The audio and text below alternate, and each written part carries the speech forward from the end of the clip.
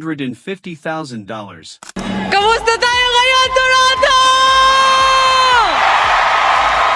Sit with that number for a second, not as a headline, not as a trophy. As a fact, a transfer of value, earned in August heat on an outdoor hardcourt in Washington, D.C., by a 21-year-old from Manila, Philippines named Alex Eala. $250,000, that is reportedly what the DC Open handed her this week. If the tournament records confirm what the reports are already saying, that is the prize for winning. That is what you get when you walk into one of the most competitive fields on. Thank you so much for the support, and I'll see you again soon. Bye!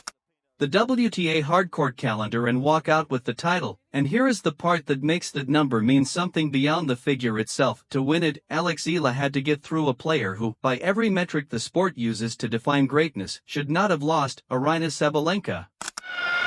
0 tones.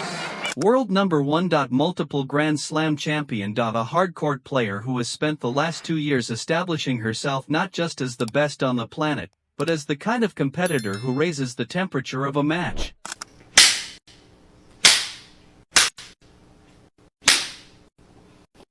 Simply by walking onto the court, Sabalenka, by accounts from the tournament, brought everything she had this week. Eala won anyway. Washington, D.C. does not do quiet stories. It is a city of monuments and marble, of institutional authority, of power announced in stone and steel.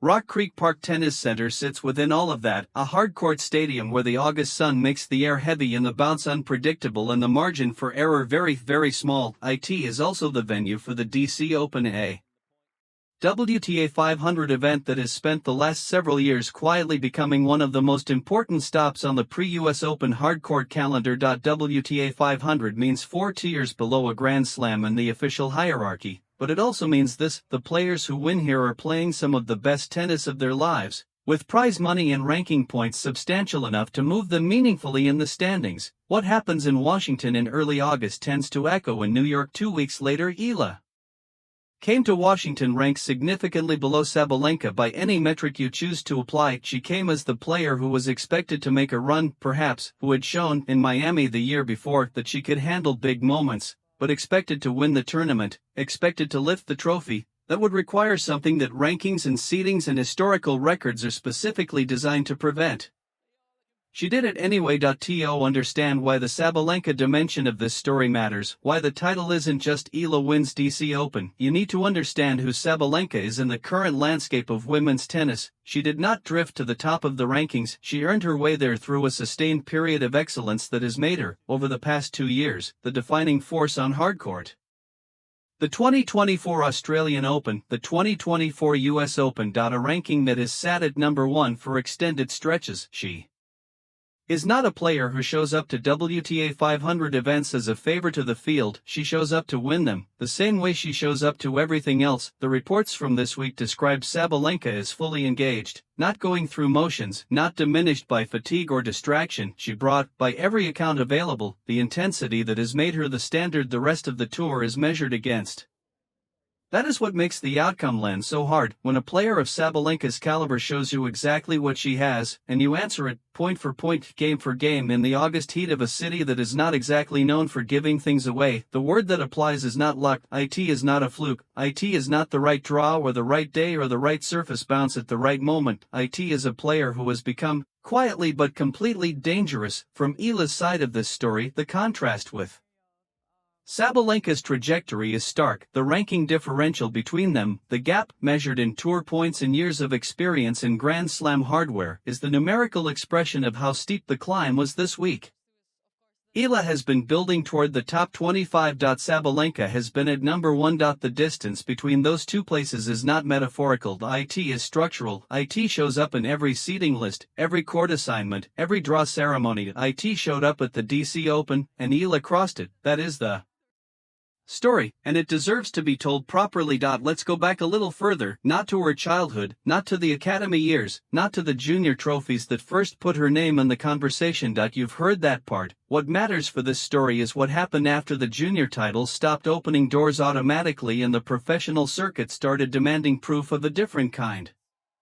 The 2024 season was not kind to Alex Eala in the way that rising players sometimes hope their breakthrough Seasons will be at the WTA main draw is built to resist you. It gives you experienced opponents in the first round, fast courts that don't forgive mistimed shots, and a schedule that requires you to maintain intensity across consecutive weeks while your body is still calibrating to what professional tennis actually costs. Early exits accumulated, the results were inconsistent. And there was a version of the narrative, the quiet, worrying version, that wondered whether the junior pedigree was where the ceiling lived. That version of the narrative was wrong, because what Eala did in 2024, even through the inconsistency, was something more valuable than wins. She stayed, she took the losses and went back out. She didn't retreat to the challenger circuit and wait for a different draw. She stayed in the conversation, absorbing what the main draw was teaching her, building the thing that rankings don't measure and highlights don't capture, the tolerance for professional-level pressure. Then came Miami in March 2025. IGA Swiatek, the same hardcourt surface. A semi-final. A match that, on paper, should have gone the way that matches between number one and a player ranked well below almost always go. Eala won. Swiatek, in the press conference afterward, did not dismiss what had happened. She acknowledged it, not effusively, not with the language of a mentor addressing a protege, but with the flat, honest acknowledgement of a peer who has just met a player who can do this. A four-time Grand Slam champion, telling you that the woman who just beat her is the real thing. That is not a polite compliment. Assessment is the most important element. Swiatek said Eala could do it. Washington, D.C. confirmed she could do it again, against a different number one caliber player, in a different city, in different conditions. Repeatability is the thing that separates a breakout from a trajectory. Miami was a breakout. DC Open, if the reports hold, is the beginning of a trajectory.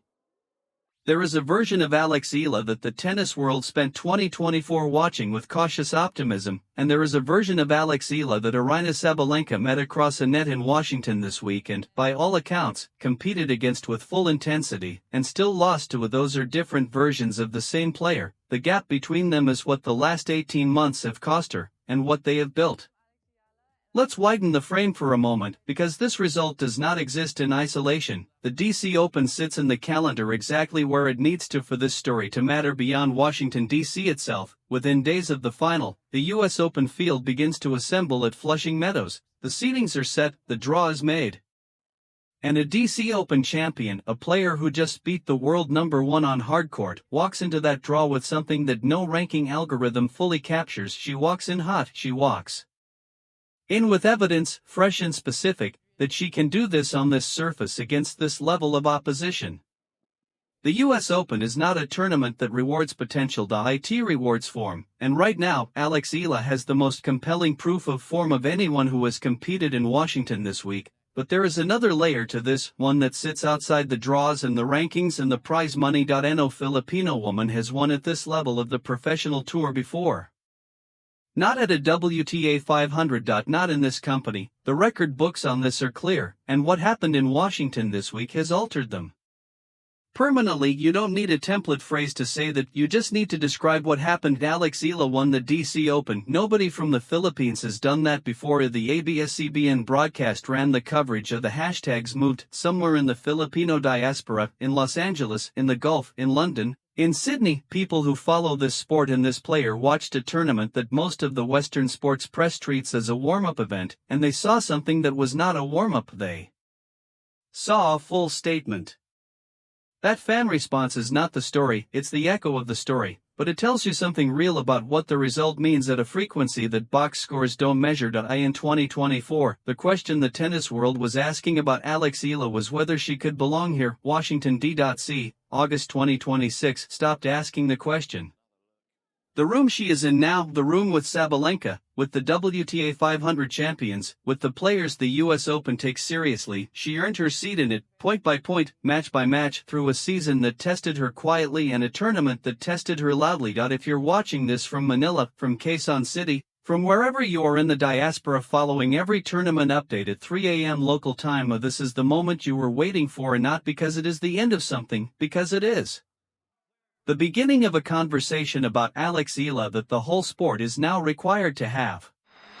She's in the room, and she just proved she belongs there. Like and subscribe if you want to be in the room when she does it again.